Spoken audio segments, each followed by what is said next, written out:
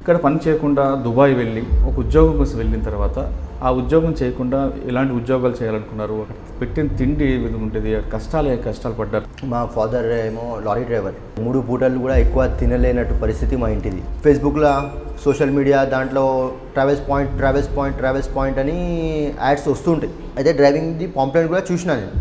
చూస్తే అక్కడ పోయినాక మీరు హాయిగా ఒక 40,000 ఇండియన్ కరెన్సీ సంపాదించవచ్చు చెప్పారు. ప్రాసెస్ మొదలైంది. 1 lakh రూపీస్ చెప్పారు పంపించండి. నా జీతమే 8,000 నెల ఉంటే వీళ్ళకి 1 lakh ఎట్లా కట్టగలను సార్? కట్టలేనన్నా. వెళ్ళిపోయినా ఇంటికి.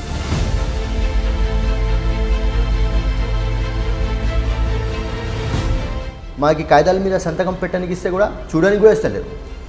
ఇది ఇమిగ్రేషన్ కోసం, తొందర సంతకం పెట్టు, నీ మెడికల్ పాస్ అయిపోయింది, కాంట్రాక్ట్స్ దీని మీద సంతకం పెట్టు. పేపర్లు ఏంటంటే వాళ్ళకి మాకు సంబంధం లేనట్టు పేపర్స్ అవి. దాని తర్వాత ఏం జరిగింది? ఫస్ట్ డే తీసుకుపోయినాక మార్నింగ్ ఫుడ్ ఏం పెట్టలే. అక్కడ ఒక టైం ప్రకారం ఉంటుంది. ఇప్పుడు ఆకలేదు అన్న, ఇక్కడ అన్నం పెడతారా, మేము కొనుక్కొని తినాలంటే పెడతామన్నాం. టైం కాలే, ఇంకా 1 గంటలకి అన్నం పెడతామన్నారు. 1 గంటలకి అన్నం పెట్టారు సార్.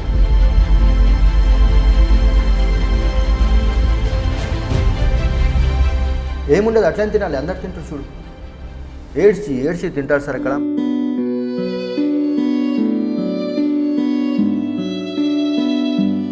ఇప్పుడు నేను ఫస్ట్ ఒక సీనియర్తో పాటు వెళ్ళిన అక్కడ అదే జాబ్ ఎలా ఉంటుందో చూద్దామని వెళ్తే ఆయన ఆ బండి తోలుతుండు, ఏడుస్తుండు పాపం.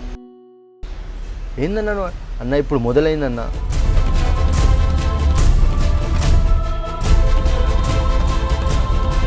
ఏజెంట్కి ఫోన్ చేసిన, ఇట్లా బాధలు పెడుతురు ఇక్కడ, నేను చేయలేను ఇట్లాంటి పని అంటే. నాతో పోయినావా నువ్వు అక్కడ? నేను పంపించిన అన్న సౌదీ.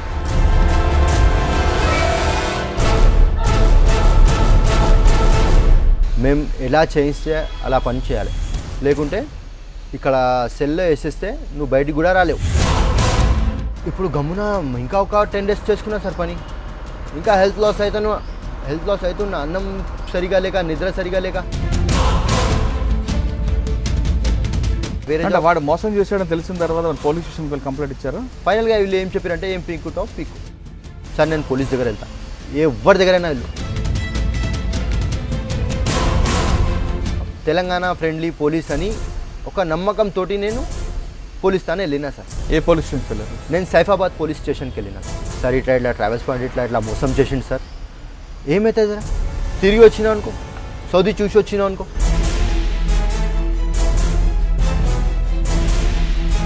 వాడు వచ్చాడా? ఆయనకి పిలుస్తా అంటే నేను మా మమ్మీ పొద్దున 9 గంటలకి సైఫాబాద్ పిఎస్కి వెళ్ళినాం. ఎస్ఐ సార్ చెప్తున్నారు నాకు, ఆడు ఇంత పొద్దున్న లేవడు.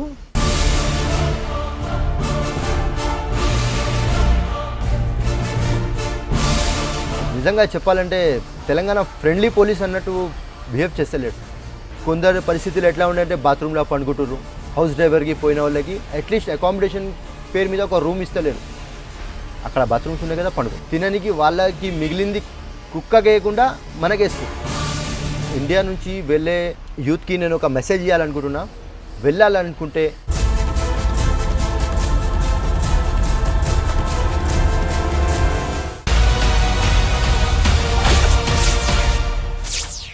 Welcome to crime victim. యువత కష్టాలు వాళ్ళ పాలిట పెట్టుబడి, యువత కన్నీరు వాళ్ళకి పన్నీరు జల్లు. టోటల్గా నిరుద్యోగ యువతే వాళ్ళ టార్గెట్. గల్ఫ్లో ఉద్యోగాలంటూ వాళ్ళకి మాయ మాటలు చెప్పి దుబాయ్ తీసుకెళ్ళి అక్కడ ఎలాంటి కష్టాలు పెడతారంటే అది మాటల్లో చెప్పలేం. రాష్ట్రం కాని రాష్ట్రం, దేశం కాని దేశంలో కొంతమంది భాష వస్తే భాష రాని ప్రదేశంలో వాళ్ళ పడ్డ ఇబ్బందులు అవి చెప్పలేనివి, అది మాటల్లో కూడా వర్ణితం. అలాంటి కష్టాలు పడ్డ కొంతమంది యువతలు పరిచయం చేసే కార్యక్రమంలో ఈ వారం మన గెస్ట్ సయ్యద్ బ్రోకర్ మాటలమ్మి గల్ఫ్ కంట్రీస్ ఎందుకు వెళ్ళారు, అక్కడ ఎలాంటి కష్టాలు పడ్డారన్నది సయ్యద్ నడి తెలుసుకున్నాం. సయ్యద్ నమస్తే. నమస్తే సార్. సయ్యద్, మీరు ఏం చదువుకున్నారు? చదువుకున్న తర్వాత మీకు ఆ వ్యక్తి ఎలా పరిచయం అయ్యారు? ఇక్కడ పని చేయకుండా దుబాయ్ వెళ్ళి అక్కడ ఎలాంటి కష్టాలు పడ్డారు? మీరు అక్కడ ఒక ఉద్యోగం కోసం వెళ్ళిన తర్వాత ఆ ఉద్యోగం చేయకుండా ఎలాంటి ఉద్యోగాలు చేయాలనుకున్నారు, అక్కడ పెట్టిన తిండి ఏ విధంగా ఉంటుంది, కష్టాలు పడ్డారు, తిరిగి మన సొంత రాష్ట్రానికి రావడానికి ఎలాంటి ఇబ్బందులు ఎదుర్కొంటూ హైదరాబాద్ వచ్చారు, ఈ ప్రశ్నకు సమాధానం చెప్పే ముందు ఒక్కసారి బ్రీఫ్గా మీ ఫ్యామిలీ బ్యాక్గ్రౌండ్ చెప్పండి. Sir my name is Syed Nasir. నేను మా ఫాదర్ ఏమో లారీ డ్రైవర్. మేము ఎక్కువ రిచ్ మిడిల్ క్లాస్ పర్సన్ కూడా కాము. మేము పేదోళ్ళం, పూర్ ఫ్యామిలీ నుంచి బిలాంగ్ చేస్తాం సార్. ఏంటంటే ఒక 2 పూటలు తింటే 3 పూటలు కూడా ఎక్కువ తినలేనట్టు పరిస్థితి మా ఇంటిది. అయితే మా డాడీ లారీ డ్రైవరు, ఇంకోటి డ్రింక్ అలవాటాలు, అట్లా ఇండియన్ ప్రాబ్లం తెలిసే ఉంటుంది. దాని తర్వాత నేను అది ఎట్లానో 10th కంప్లీట్ అయిపోయింది, ఇంటర్మీడియట్ కూడా కంప్లీట్ అయిపోయింది. వొకేషనల్ కోర్స్ MLT తోటి ఇక్కడ ఇండియాలో జాబ్ చేస్తుండే. నేను ల్యాబ్ టెక్నీషియన్ జాబ్ చేస్తుండే. అండ్ నా శాలరీ 5,000, 6,000, 8,000 అంతకంటే పైన పోలే. Maximum 8,000 salary per month. నెల అంతా 12 అవర్స్ కష్టపడి చేస్తే కూడా 8,000 కంటే ఎక్కువ శాలరీ వస్తలేదు. చేసి దాని తర్వాత ఫేస్బుక్లో, సోషల్ మీడియా దాంట్లో ట్రావెల్స్ పాయింట్ అని యాడ్స్ వస్తుంటాయి. యాడ్స్ ఎప్పుడు వస్తుంటాయి. మేము ఇట్లా సంపాదించవచ్చు, ఇట్లా పోవచ్చు, ఇట్లా మంచిగా ఇట్లా మేము రిజిస్టర్డ్ అని ట్రావెల్స్ పాయింట్ ఎప్పుడు చెప్పేవాడు. ట్రావెల్ పాయింట్ కన్సల్టెన్సీ అనేది బషీర్బాగ్లో ఉంది.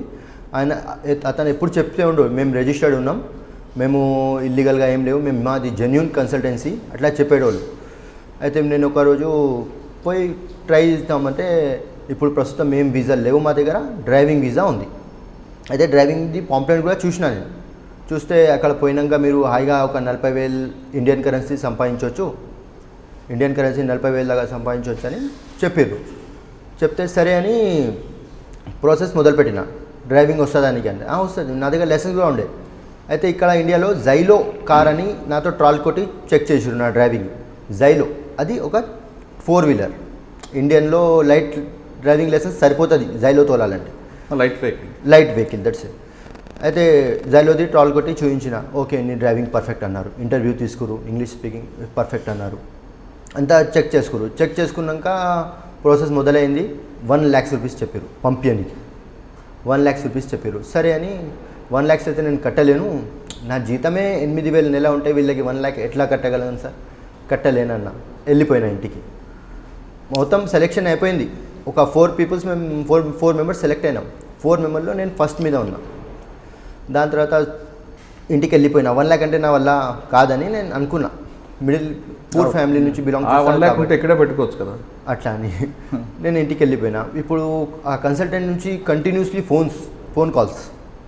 సార్ మీరు ఎందుకు వెళ్ళిపోయారు, మీరు మంచిగా సెలెక్ట్ అయ్యారు కదా, మీ భవిష్యత్తం మంచిగా అయిపోతుంది, ఒకవేళ మీరు అడుగు ముందలేస్తే మీరు ₹1,00,000 చూస్తారు కానీ మీ ₹1,00,000 2 నెలల్లో మీరు సంపాదించుకోవచ్చు. ఇంకా 22 నెలలు మీరు సంపాదించింది జమ చేసుకోవచ్చు. మీ పిల్లలు భార్య అందరికీ బాగా చూసుకోవచ్చు. మీకు పైసలు మంచిగా సంపాదించవచ్చు.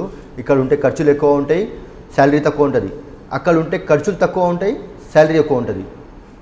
ఇట్లా మొత్తం మైండ్ డైవర్ట్ చేసారు సార్. కన్సల్టెంట్ నుంచి గర్ల్స్ ఫోన్ చేస్తారు. అది ఇంకా ఎట్లా పొలైట్గా ఎంత నెమ్మదిగా మాట్లాడి మొత్తం మైండ్ డైవర్ట్ చేసి మళ్ళీ సరే ఒకసారి రండి మీరు అన్నారు.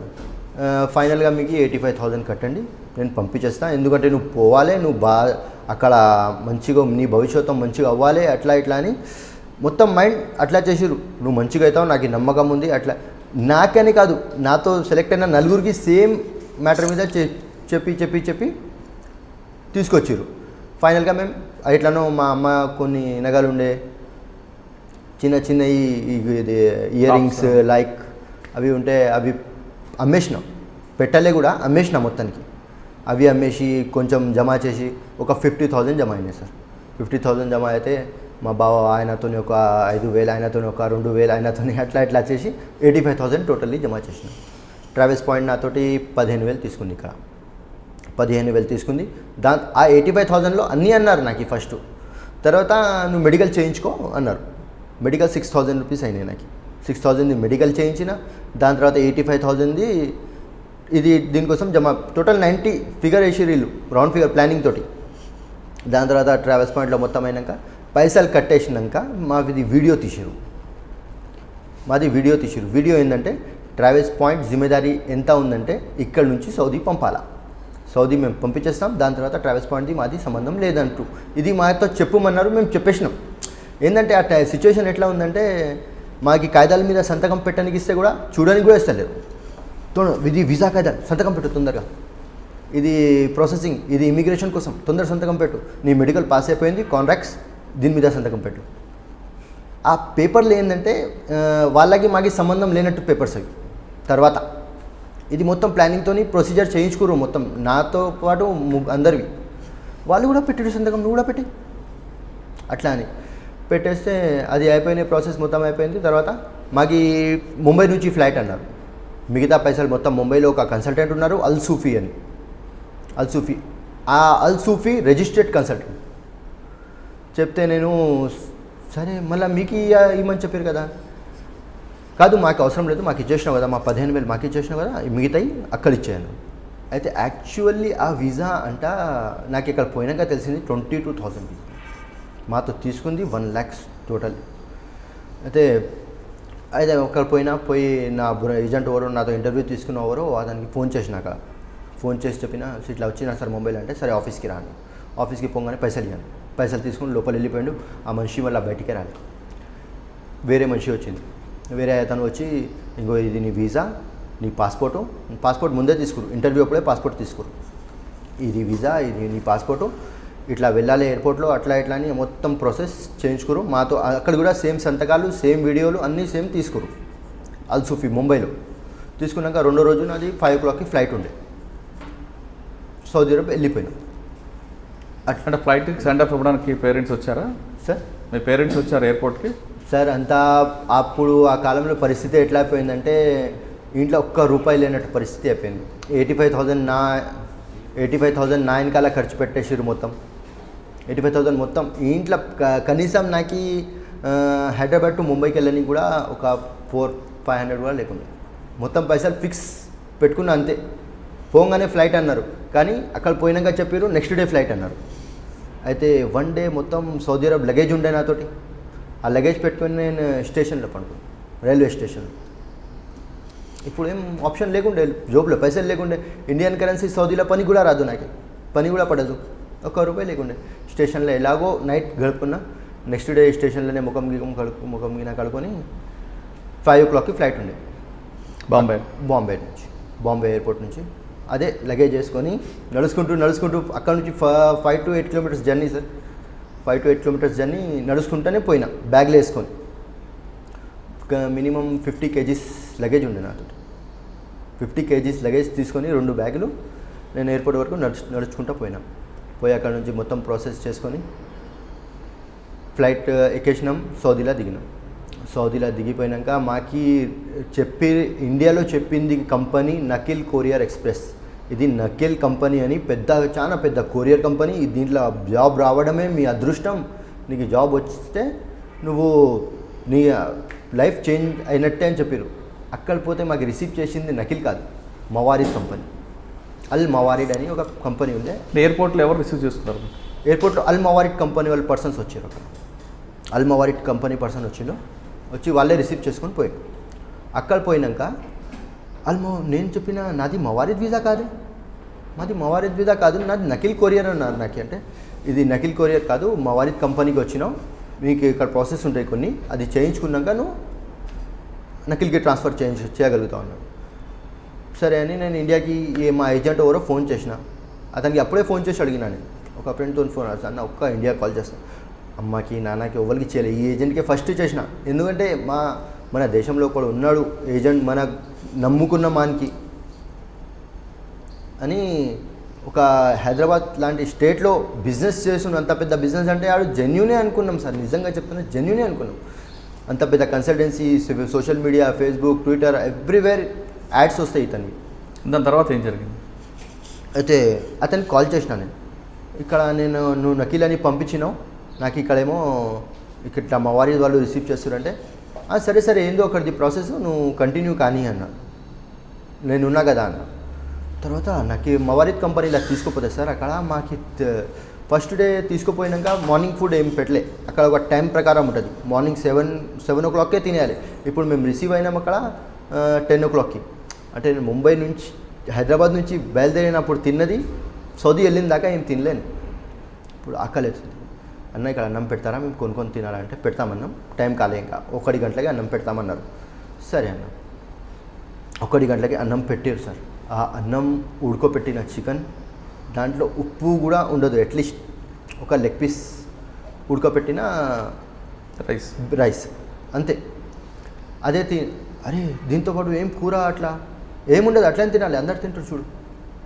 ఏడ్చి తింటారు సార్ అక్కడ. మన ఇండియన్స్, బీహారీస్, రాజస్థాన్ వాళ్ళు అందరు మన ఇండియన్ కంట్రీస్ వాళ్ళు ఉన్నారు. ఇట్లానే ఏజెంట్స్ అందరితోని విన్నారు సార్. అందరితో అడిగించున్నా ఈ అన్నం ఎట్లా తింటారు మీరు అంటే, ఏం చేద్దామన్నా గుండె మీద రాయి పెట్టి తింటున్నాం, ఎందుకంటే ఆప్షన్ లేదు ఇక్కడ. ఏంది నేను తినలే సార్ అన్నం పోలే, అట్లీస్ట్ కొంచెం ఉప్పు కూడా లేదు సార్ దాంట్లో. అట్లాంటి అన్నం పెడుతున్నారు సార్. అక్కడ ఫుడ్ ఎట్లా ఉందంటే, ఇప్పటివరకు అయితే మన ఇండియాలో మనం ఒక పేదోళ్ళు కూడా ఒక భిక్షంలో కూడా ఇయ్యం, అట్లాంటి ఫుడ్ ఉంటుంది సార్ అక్కడ. ఏంటంటే ఖాళీ ఉడకపెట్టిన అన్నం, ఉడకపెట్టిన పప్పు, దాంట్లో ఉప్పు ఉండవు, కారం ఉండవు, ఏముండవు, అట్లా అన్నం పెట్టిరు అక్కడ. మాకు చాలా ఎట్లా ఇండియన్స్ అనగానే ఒక రకంగా చూసేది ఇక్కడ. మళ్ళీ మనకే పనికి పిలుస్తారు అక్కడ, కానీ ఒక రకంగా చూసిరు. అట్లాంటి అన్నం పెట్టిరు. అట్లాంటి అన్నం ఎట్లనో తినలే. ఒక 3 days దాకా తినలే. ఆరోగ్యం చాలా పాడైంది, బక్కగా అయిపోయినా, వామిటింగ్స్ వస్తున్నాయి, చక్కర వచ్చి పడిపోయినా ఒకసారి. అయితే ఒక మన ఇండియన్ బీహారీ అంకుల్ ఉండే, ఆ అంకులు మళ్ళీ చెప్పిండు, మేము కూడా అట్లానే అయినాం ఫస్ట్, తర్వాత తిని అలవాటు పెట్టుకున్నాం, తర్వాత అట్లానే మంచిగా తిని అలవాటు అయిపోతే అలవాటు తినగలుగుతావు అన్నాడు. ఎట్లనో తిన్నా సార్. తిన్న తర్వాత అక్కడ పోయి 8 days తర్వాత మాకు అకామా ఇచ్చిర్రు. సౌదీ అరబ్లో ఆధార్ కార్డ్ లాంటిది అకామా అని ఉంటుంది, అది మాకు ఇచ్చారు. అది ఇచ్చినాక దాని తర్వాత డ్రైవింగ్, ఇప్పుడు అక్కడ నుంచి డ్రైవింగ్ మొదలైంది.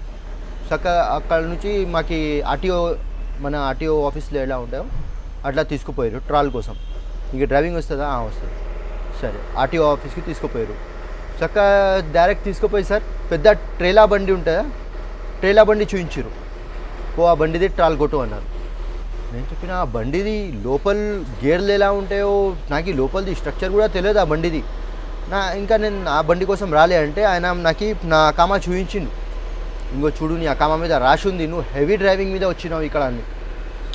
మాకు ఇండియాలో చెప్పింది లైట్ డ్రైవింగ్, ట్రాల్ తీసుకుంది జైలో బండి లైట్ వెహికల్. అక్కడ పోయినాక ట్రేలా చూపిస్తారు హెవీ వెహికల్. నువ్వు వచ్చింది హెవీ వెహికల్ మీద, హెవీ డ్యూటీ మీద వచ్చినావు, నీకు లైట్ డ్రైవింగ్ మీద రాలే. నేను చెప్పిన నాకు ఆ బండి రాదు, నేను తోలలేను అంటే, నువ్వు ఇప్పుడు వచ్చేసినావు, ఇప్పుడు ఎట్లయినా తోలి ట్రాల్, నీకు లైసెన్స్ వచ్చేస్తే జీవితం, లేకుంటే మళ్ళీ ఎక్కడన్నా పిఎస్లో వేసేస్తాం, నువ్వు అక్కడనే బతకాలి, అక్కడనే సవాలి, మీ ఇంటికి కూడా తెలియనీయం, అట్లా అయిపోతుంది నీ బతుకు. ఆ కంపెనీ టార్చర్స్ అట్లా. ఇప్పుడు ఎట్లనో ఆ బండి సీనియర్స్ ఉండే అక్కడ, కొంచెం నాతో పాటు వచ్చిన సీనియర్స్ ఉండే, వాళ్ళతో అడిగిన ఎట్లా తోలుతారు అట్లా ఐడియా తీసుకొని ఫస్ట్ టైం ట్రాల్ చేసిన ఫెయిల్ అయినా. 3 times ఆప్షన్స్ ఉంటాయి అక్కడ. ఫస్ట్ టైం ట్రాల్ చేసిన ఫెయిల్ అయినా, సెకండ్ టైం మొత్తం మైండ్కి మెయింటైన్ చేసిన, ఇట్లా కాదు ఇట్లా ఒక్కసారి ఫెయిల్ అయితే తెలిసింది నాకు, అట్లా కాదు ఇట్లా చేస్తే మంచిగా ఉండేదని. అట్లా ప్రొసీజర్ మెయింటైన్ చేసుకొని సెకండ్ ట్రాల్ పాస్ అయినా. దాని తర్వాత కంప్యూటర్ ఎగ్జామ్ చదువు వస్తుంది, ఆ ప్రకారం నేను కంప్యూటర్ ఎగ్జామ్ కూడా పాస్ అయినా. అది అయిపోయాక మొత్తం ప్రాసెస్ కంప్లీట్ అయినాక ఒక 4-5 days తర్వాత నాకు సౌదీ హెవీ డ్రైవింగ్ లైసెన్స్ వచ్చేసింది నా దగ్గర. దాని తర్వాత సార్ కంపెనీకి సెండ్ చేసారు మాకు నకిల్ కొరియర్ ఎక్స్ప్రెస్. వాళ్ళు వచ్చి తీసుకుపోయారు. ఓవరాల్ పర్ఫెక్ట్ అయిపోయారు, అకామా వచ్చేసింది, డ్రైవింగ్ లైసెన్స్ వచ్చేసింది, అంతే. మేము మొత్తం ప్రిపేర్ అయిపోయినాం, ఇప్పుడు జాబ్ కోసం రెడీ అయిపోయినాం. అప్పుడు మాకు నకిల్ కొరియర్ తీసుకుపోయింది. మాకు హైదరాబాద్లో కాంట్రాక్ట్ సైన్ చేయించారు. 8 hours duty, 4 hours overtime. అక్కడ పోయిన నకిల్ కొరియర్లో తీసుకుపోయినాక మాకు అకామిడేషన్ ఇచ్చేసారు. పండుకోనికి బెడ్, వండుకోనికి కిచెన్ విత్ గ్యాస్, అకామిడేషన్ మంచిగా ఇచ్చేసినాక మాకు నెక్స్ట్ డే జాబ్కి తీసుకుపోయారు. డైరెక్ట్ పోగలుగుతావా అంటే, నేను డైరెక్ట్ పోలేను సార్, ఏంటంటే ఇక్కడ రూల్స్ తెలియవు, రోడ్ రూల్స్ ఏం తెలియవు, ఇంకా ఈ జాబ్ ఎలా చేయాలో తెలియదు, అది ప్రొసీజర్ ఏం తెలియదు. నాకు ఒక 1-2 days అయినా ట్రైనింగ్ ఇస్తే నేను కంటిన్యూ చేయగలుగుతాను. ఇప్పుడు నేను ఫస్ట్ ఒక సీనియర్తో పాటు వెళ్ళిన అక్కడ, అదే జాబ్ ఎలా ఉంటుందో చూద్దామని వెళ్తే, ఆయన ఆ బండి తోలుతుండు, ఏడుస్తుండు పాపం. ఏందన్నా అన్న, ఇప్పుడు మొదలైంది, ఇప్పుడు ఎట్లా ఉంటుందంటే ఇట్లా చేస్తూ ఇస్తూ సాయంత్రం 12-1 గంట లేకపోతే నువ్వు చూస్తుండు అన్నాడు. అన్నం కూడా తినలే. పొద్దున 7 o'clockకి అకామిడేషన్ దగ్గర బస్ వస్తుంది. 7 o'clockకి బస్ దగ్గర రెడీ ఉండాలి. ఆ బస్ వెళ్ళిపోయిందంటే కంపెనీ దగ్గర నడుచుకుంటూ పోవాలి, లేకుంటే అట్లా ఉంటుంది పరిస్థితి అక్కడ. అయితే బస్ 7 o'clockకి బస్. ఆ 7 o'clockకి లేచినప్పుడు ఒక్క రియాల్లో మాకు ఇక్కడ పోయినాక 300 రియాల్స్ ఇచ్చారు సార్. 300 రియాల్స్ ఖర్చుల కోసం ఇచ్చారు. అయితే ఒక్క రియాల్ పెట్టి ఒక డోనెట్ బన్ లాంటిది వస్తుంది అక్కడ. ఒక రియాల్ పెట్టి ఆ డోనెట్ బన్ తిని కొంచెం నీళ్ళు తాగేసి పొద్దున 7 o'clockకి ఆ డోనెట్ బన్ మీద సాయంత్రం 2 గంటల వరకు దాని మీదే ఉన్నాం. సాయంత్రం 2 గంటల వరకు అంటే మార్నింగ్ 2 o'clock దాకా ఆ డోనెట్ బన్ మీద డే అంతా కొరియర్లు ఇస్తూ పోతే రాత్రి 1 గంటలు అయిపోతుంది. 1 గంటలకి గోమ్ వాపస్ కంపెనీకి వస్తాం. కంపెనీకి వచ్చినాక ఆ కంపెనీకి వచ్చి మళ్ళీ అక్కడ సిగ్నేచర్లు ఎవరెవరికి ఇచ్చినావు, ఎలా ఇచ్చినావు, వాళ్ళ సంతకాలు అవి చెక్-ఇన్స్ అవి అయినాక 2-2:30 అవుతుంది కంపెనీలో. మళ్ళీ అక్కడ నుంచి రూమ్కి పోయే వరకు 3 o'clock. Totally 20 to 21 hours job చేయించారు. ఇట్లానే 2 days నా ట్రైనింగ్ అయిపోయింది. ఇప్పుడు నా చేతికి నా బండి ఇచ్చేసారు. వ్యాన్ ఇచ్చారు. నా వ్యాన్ మా చేతికి ఇచ్చేశారు. ఇప్పుడు నేను అందరేమో స్లో పని చేశారు కదా, నేను కొంచెం ఫాస్ట్ పని చేసి తొందర కంప్లీట్ చేసుకొని అకామిడేషన్ వెళ్ళిపోదాం అనుకున్నా. నేను ఏం చేసిన ఫాస్ట్ పని చేయడం మొదలుపెట్టిన. అందరికీ 20 కొరియర్స్ ఇచ్చేది, నాకు కూడా 20 ఇచ్చారు. అయితే 20లో మినిమం 10 కొరియర్స్ 15 కొరియర్స్ అట్లా చేసి రామని చెప్పారు. సరే నేను 10-15 కొరియర్స్ సాయంత్రం 9 గంటల వరకు కంప్లీట్ చేసుకొని నా 10-10:30కి అకామిడేషన్లో ఉన్నా. అయితే నెక్స్ట్ డే ఈ బాబు ఫాస్ట్ పని చేస్తుండు, ఈయనకి 40 కొరియర్లు ఇవ్వండి. అట్లా చేసి నాకు నెక్స్ట్ డే 40 కొరియర్లు ఇచ్చారు సార్. ఆ 40 కొరియర్ చేసే వరకు నాకు రాత్రి 2 గంటలు అయిపోయినాయి. 2 గంటలు అయిపోయినాయి. ఈ రూమ్కి వచ్చే వరకు నాకు 3:30 అయింది. 3:30 అయింది. 3:30 కాగానే అన్న నేను 5-6 days చేసిన ఇట్లనే పని. 6 days దాకా చేసినాక నేను చెప్పిన నేను ఇంత పని చేయలేను సార్, నాకు 8 hours డ్యూటీ చెప్పారు. 8 hours కాక నేను 12 hours కూడా చేయగలుగుతా, 14 hours కూడా చేయగలుగుతా. కానీ 21 hours 22 hours అంటే ఒక్క గంట కూడా నిద్రపోతలేం. తిండి లేదు, మీరు కిచెన్ ఇచ్చేసిరు, ఉండాలి ఎట్లా, టైమే లేదు మా దగ్గర ఒకటి. ఇంకోటి బజార్లు ఏం తెలియవు, పక్కన ఏమున్నాయో కూడా చూడడానికి కూడా టైం లేదు. పొద్దున బయలుదేరుతాం, సాయంత్రం వచ్చేస్తాం. అట్లా అయిపోయింది సార్ మాది. నేను ఇట్లాంటి పని చేయలేను, నాకు టైం మెయింటైన్ అనేది తొందర పని చేసి వచ్చాయి. నేను తొందర పని చేసి వస్తే మీరు లగేజ్ డబల్ వేసేసారు నాకు. అది చేసే వరకు అంతే టైం అవుతుంది నాకు. చెప్తే ఇక్కడ రూల్స్ ఇంతే ఉంటుంది, ఇదే చేయాలి, ఇట్లానే చేస్తేనే పైకి వస్తావు, లేకుంటే రావు అంటే. ఇప్పుడు అట్లనే ఒక 15 days 20 days చేసినా సార్. 20 days తర్వాత నా హెల్త్ ఇష్యూస్ కాయడం మొదలైంది. అయితే నేను ఏజెంట్కి ఫోన్ చేసిన, ఇట్లా బాధలు పెడుతురు ఇక్కడ ఇట్లా బాధలు పెడుతురు సార్, నేను చేయలేను ఇట్లాంటి పని అంటే. ఉండు నేను మాట్లాడి చెప్తా, నీకు పంపించిన అల్సూఫీ వాళ్ళతో మాట్లాడి చెప్తా, నేను కొంచెం వెయిట్ చేయన్నారు. సరే ఆ ఫోన్ ఆయన 4 days 5 days దాకా కాల్ బ్యాక్ చేయలే నాకు.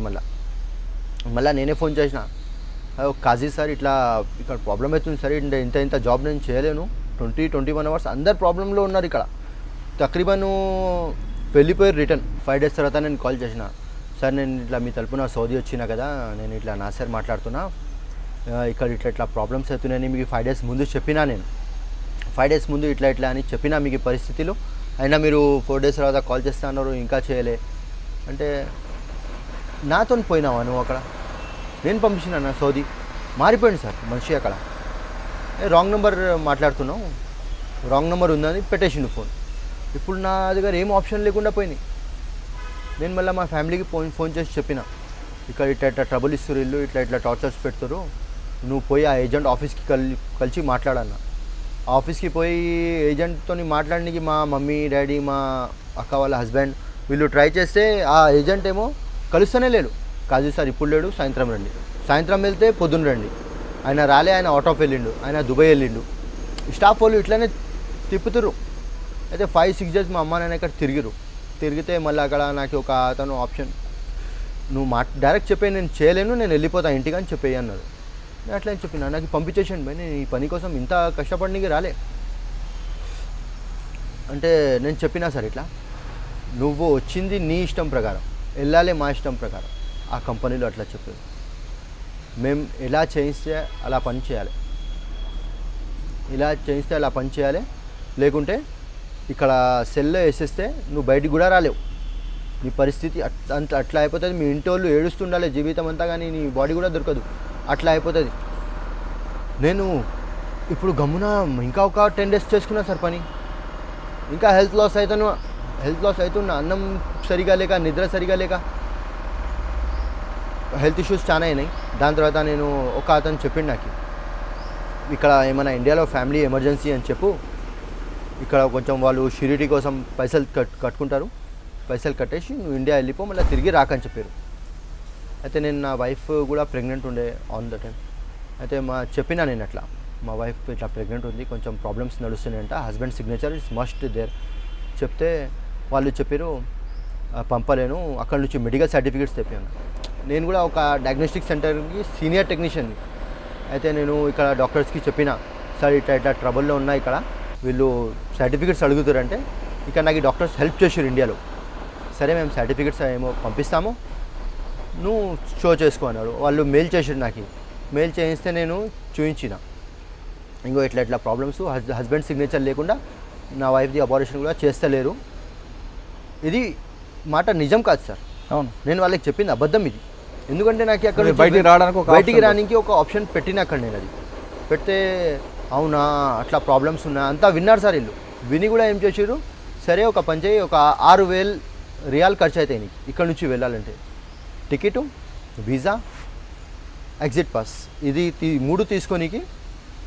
ఇంకా నీకు ఇన్ని రోజులు పెట్టి మవారిలో పెట్టి ఫుడ్ ఇచ్చింది, ఈ కంపెనీలో పిలిచింది, ఇది మొత్తం ఛార్జెస్ అప్పుడు వాళ్ళు ఇంక్లూడ్ చేసారు. నాకు ఈ రిటర్న్ పంపిణీకి 6,000 రియాల్స్ కట్టు, నీకు మేము పంపిస్తామన్నాం. నా దగ్గర బిల్స్ అన్నీ రెడీ ఉన్నాయి సార్. అయితే 6,000 రియాల్ ఎక్కడి నుంచి కట్టాలి? నా salary 1,200 riyal per month. 1,200 riyal మీద నేను పోయినా సార్ అక్కడ. ఇప్పుడు 6,000 రియాల్ ఎక్కడి నుంచి కట్టాలి అని కొంచెం మా రిలేటివ్స్ ఉండే అక్కడ, అంటే దూరం. నేను ఉండేది రియాద్, జిద్దాలో, మక్కాలో. అతనితోని ఒక 1,000 రియాల్, అతనితోని ఒక 1,000 రియాల్, ఒకరితోని 2,000 రియాల్ అట్లా తీసుకొని అడ్జస్ట్ చేసి 6,000 రియాల్ నేను అక్కడ మొత్తం కట్టేసిన సార్. కట్టేసినాక మళ్ళీ వాళ్ళు నాకు ఇండియాకి పంపించారు. ఇండియాకి పంపిస్తే నేను ఇండియాకి వచ్చిన అన్ని బిల్స్. అక్కడికి వెళ్ళింది డబ్బులు సంపాదించుకోవడానికి వెళ్ళారు, అక్కడ కష్టాలు చూసి తిరిగి మళ్ళీ రావాలనుకున్నారు. అవును సార్. వెళ్తున్నప్పుడే మీరు 85,000 రూపాయలు ఇంటి దగ్గర అప్పు చేసుకెళ్ళారు. అప్పు చేసి ఆ అప్పు తీర్చలేదు, తీర్చక సరిగదా మళ్ళీ 6,000 రూపాయలు, 6,000 రియాజులు అప్పు చేయాల్సి వచ్చింది. అప్పు చేయాలి. ఇదంతా ఒక షాక్ అనిపించలేదా? చాలా షాక్ అనిపించింది సార్. అది ఎట్లా పరిస్థితి అంటే ఒక శని లెక్క మీద పడినట్టు వచ్చేసింది సార్ నాకు. మంచి ఉన్నా చేసుకుంటున్న జాబ్ వదిలేసి ఇక్కడ వెళ్ళడం, మళ్ళీ ఒకటి ఇండియాలో అప్పులు అయిపోయినాయి, ఆ అప్పులైనా తీరుద్దామని చేసుకుందామంటే అక్కడ అంత పెద్ద జాబ్ టార్చర్స్ పెడుతున్నారు వాళ్ళు. అట్లా చేయలేదు సార్. కొంచెం డైలీ 10 ఇవ్వండి, నేను 10 మొత్తం పూర్తి చేసి వస్తాను కొరియర్స్ అంటే అట్లా కూడా నమ్ముతలేరు వాళ్ళు. అంటే ఆ విధంగా వైఫ్కి హెల్త్ బాగాలేదని ఒక ఫేక్ సర్టిఫికేట్ హైదరాబాద్ నుంచి నేను హైదరాబాద్కి వచ్చిన తర్వాత దగ్గరికి వెళ్ళారా? అతని దగ్గర వెళ్ళిన ఆ ఏజెంట్ దగ్గర వెళ్ళి, ఆ ఏజెంట్ కలవలే నాతోటి, వాళ్ళ మిస్సెస్ వాళ్ళు ఉండే, వాళ్ళతో చెప్పినాను, మీరు ఏం చెప్పి పంపించారు, లైట్ డ్రైవింగ్ అని పంపించారు. అక్కడ పోయినాక నాకు హెవీ ట్రాల్ వేయించారు. అక్కడ ఫుడ్ చాలా బాగుంటుంది, మందులు ఇస్తారు, అది ఇది అని చెప్పారు. అక్కడ పోయినాక ఉడుకోపెట్టిన అన్నం ఇచ్చారు. అది కష్టాలు నాది పోనీయండి, నేను ఏదో బాధపడినా, చాలా ఏడ్చి సార్, చాలా బాధ. ఎప్పుడు నేను నా జీవితంలో అంత పేద ఫ్యామిలీతో ఉన్నా కానీ బాధ ఫ్యామిలీతో లేను. నేను చెప్పిన ఇట్లా అంత ప్రాబ్లమ్స్ ఫేస్ చేసిన. అయితే ప్రాబ్లమ్స్ నాకు పక్కన పెట్టండి, నాకు 2 lakhs మీ వల్ల ఖర్చు అయినా ఇప్పుడు దాకా మొత్తం.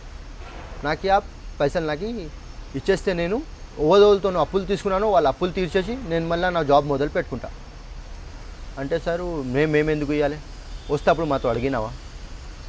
అడగనీకి అక్కడి నుంచి కాల్ చేసినప్పుడు మీరు రెస్పాన్స్ ఇవ్వలే. నేను అదే అనుకున్నా, ఈ జాబ్ కాక మీకు కన్సల్టెన్సీ ఉంది కదా, వేరే వాడు మోసం చేశాడని తెలిసిన తర్వాత పోలీస్ స్టేషన్కి వెళ్ళి కంప్లైంట్ ఇచ్చారా? సార్ అది చెప్తా సార్. వీళ్ళకి చెప్పినా నేను ఫస్ట్, ఇట్లా మళ్ళీ మీరు ఇట్లా ప్రాబ్లమ్స్ అయినాయి కదా, నా 2 lakhs నాకు ఇచ్చేయండి, నేను చాలా అప్పుతో వెళ్ళినా, ఇచ్చేస్తే నేను వాళ్ళకి ఇచ్చేయండి, నేను నా జాబ్ మొదలు పెడతా అన్న. అట్లా ఇస్తామని ఇక్కడ రాసి ఇచ్చినావా నాకు? ఏమైనా అయితే మేము ఇస్తామని ఇక్కడ రాసి ఉన్నదా అని వీళ్ళు అట్లా చెప్తారు. చెప్తే నేను ఇప్పుడు ఏం లేదు సార్, పోలీస్ ఒక్కటే ఆప్షన్ ఉంది నా దగ్గర. ఫైనల్గా వీళ్ళు ఏం చెప్పారంటే ఏం పీక్కుంటావు పీక్కు, ఈ మాట చెప్పారు ట్రావెల్స్ పాయింట్ వాళ్ళు నాతోని. ఏం పీక్కుంటావు పీక్కు, మేమైతే నీకు ఏమి ఇయ్యం. సార్ నేను పోలీస్ దగ్గర వెళ్తాను, ఎవరి దగ్గరైనా వెళ్ళు, ఎవరు నాకేం చేయలేరని ఇంత కాన్ఫిడెంట్గా చెప్తుండు. పోలీస్ కూడా నాకు ఏం చెయ్యలేదు అని ఆయన అంత కాన్ఫిడెంట్గా చెప్పిండు. ఆయన ఒక నమ్మకం, తెలంగాణ ఫ్రెండ్లీ పోలీస్ అని ఒక నమ్మకంతో నేను పోలీస్ తానే వెళ్ళినా సార్. ఆ మాట పిలిచి అప్రోచ్ అయ్యి రిసెప్షన్ మీద చెప్పిన నాకు. ఏ పోలీస్ స్టేషన్కి వెళ్ళారు? నేను సైఫాబాద్ పోలీస్ స్టేషన్కి వెళ్ళినా సార్. ఓకే. సైఫాబాద్ పోలీస్ స్టేషన్కి వెళ్ళినా. ఫస్ట్ నేను వెళ్ళింది రచ్చకొండకి పోయి కంప్లైంట్ ఇస్తే ఇక్కడ తీసుకో మీ కంప్లైంట్, ఆయనకి సంబంధించిన పోలీస్ స్టేషన్కి వెళ్ళు. ఆ పోలీస్ స్టేషన్ కనుక్కున్నది సైఫాబాద్ పోలీస్ స్టేషన్ వెళ్ళింది. సైఫాబాద్కి పోయి సైఫాబాద్లో నేను మ్యాటర్ మొత్తం చెప్పిన. ఇట్లా అయిందంటే నాతో ఎస్ఐ సార్, ఆ టైంలో SI I think Jagadish sir ఉండే 2 years బ్యాక్, జగదీష్ ఎస్ఐ. ఆయనకి చెప్పిన విషయం మొత్తం, సార్ ఇట్లా ట్రావెల్స్ పాయింట్ ఇట్లా మోసం చేసిండు సార్. ఏమవుతుంది సార్, తిరిగి వచ్చినావు అనుకో, సౌదీ చూసి వచ్చినావు అనుకో, ఏం కేసులు పెట్టి అవి చేసి టైం వేస్ట్ ఎందుకు చేసుకుంటావు, పోయి హాయిగా ఇంటికి పోయి మంచిగా అన్నం తిని కప్పుకొని పండుకో, పొద్దున్న నుంచి లేచి వేరే జాబ్ చూసుకో. నాకు ఈ పోలీస్ స్టేషన్లో ఇట్లా రెస్పాన్స్ వచ్చింది. అయితే నా మాట వింటలేరు అని నేను ఇంటికి వచ్చి ఏడుచుకుంటా అమ్మకి చెప్పిన, మాకు ఇట్లా కర్జా అయిపోయినాయి, ఇట్లా అప్పులు అయిపోయినాయి, ఇప్పుడు ఏం చేద్దామమ్మా, పోలీసు వాళ్ళు కూడా పట్టించుకుంటలేరు అని పోయి చెప్తే, అట్లా పట్టించుకొని నేను వస్తాను నీతోటి నడు అని నేను మళ్ళీ నా మదర్తో వెళ్ళిన. మా మదర్ కూడా సేమ్ చెప్పారు సార్ వాళ్ళు, పోలీసు వాళ్ళు సైఫాబాద్ పోలీస్ స్టేషన్లో సేమ్ ఇట్లనే చెప్పారు. ఏమవుతుందమ్మా ఫస్ట్ తెలుసుకోవాలి, ఆడు జెన్యూనా కాడా తెలుసుకొని పోవాలి. ఇప్పుడు పోయిర్రు తిరిగి వచ్చింది అనుకోండి, ఇప్పుడు ఆయనకి ఏం చేయలేమంటారు. మీ దగ్గర ఒక ఆప్షన్ ఉంది, ఆయనకి పిలుస్తా, ఆయనకి పిలిచి కూర్చోబెడతా, ఏదో ఫేస్ టు ఫేస్ మాట్లాడిస్తా, ఆడ ఎంత ఇస్తాడో తీసుకోండి వెళ్ళిపోండి అంటే దాన్ని కూడా రెడీ అయిపోయినా సార్. ఇప్పుడు పోలీసు చెప్తారంటే వాడు వచ్చాడా సార్, ఆయనకి పిలుస్తా అంటే నేను మా మమ్మీ పొద్దున 9 గంటలకి సైఫాబాద్ పిఎస్కి వెళ్ళినాం. పొద్దున 9 గంటలకి ఎస్ఐ సాబ్తో కలిసినాం, చెప్పినాం సార్ ఇట్లా మీరు రమ్మన్నారు కదా, ఆయనకి పిలుస్తా అన్నారు కదా. ఆడింత పొద్దున్న లేవడు, ఎస్ఐ సార్ చెప్తున్నారు నాకు, ఆడింత పొద్దున్న లేవడు, ఆయన ఆఫీసు 10 o'clockకి ఓపెన్ అవుతుంది కదా, అప్పుడు నేను ఫోన్ చేసి పిలుస్తా. ఆ 10 o'clock ముందు సార్ ఏమో అసెంబ్లీ దగ్గర నాకు డ్యూటీ వచ్చింది, బందోబస్తు, నేను వెళ్తున్నా. ఎస్ఐ సార్ అక్కడ వెళ్ళి అప్పుడు ఆయన రిటర్న్ ఎప్పుడు వస్తుండే 5 గంటలకి తిరిగి వస్తుండే. 5 గంటల దాకా నేను మా అమ్మ ఆ పిఎస్ ముందలా కూర్చున్నాం, చెట్టు కింద బయట కూర్చొని. అట్లనే పొద్దున్న నుంచి సాయంత్రం అట్లనే అవుతుంది. 5 o'clock, అరే మీరు ఇప్పుడు దాకా ఇక్కడనే ఉన్నారా? అవును సార్, మళ్ళీ మీరు పిలుస్తా అన్నారు, మాట్లాడిస్తా అన్నారు. ఆయన ఇక్కడ వెళ్ళిండంట, నేను నీకు ఫోన్ చేస్తాను నువ్వు పో.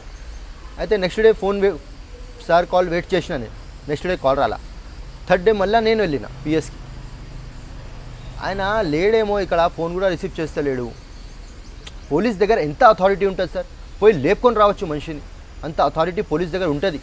కానీ వీళ్ళు, నేను దాంతో మాట్లాడడానికి ఫోన్ చేసినా వాడు ఫోన్ లిఫ్ట్ చేస్తలేడు. ఎట్లా మాట్లాడుతుంటే నిజంగా చెప్పాలంటే తెలంగాణ ఫ్రెండ్లీ పోలీస్ అన్నట్టు బిహేవ్ చేస్తలేడు సార్. ఎట్లనో అయింది అది. అయిపోయినాక నేను 5 days 6 days 10 days అట్లా తిరుగుతున్నా.